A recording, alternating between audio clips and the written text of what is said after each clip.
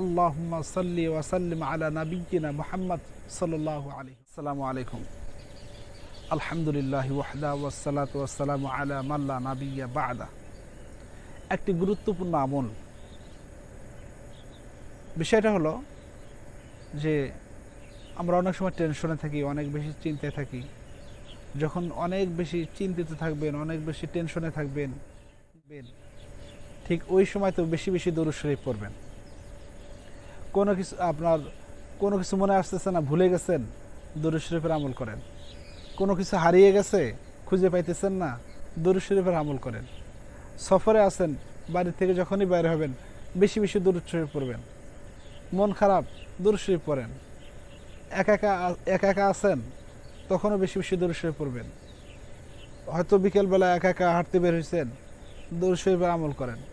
আজানের পরে দরুদ শরীফ পড়বেন। জুমার দিন, শুক্রবার বেশি বেশি দরুদ শরীফ পড়বেন।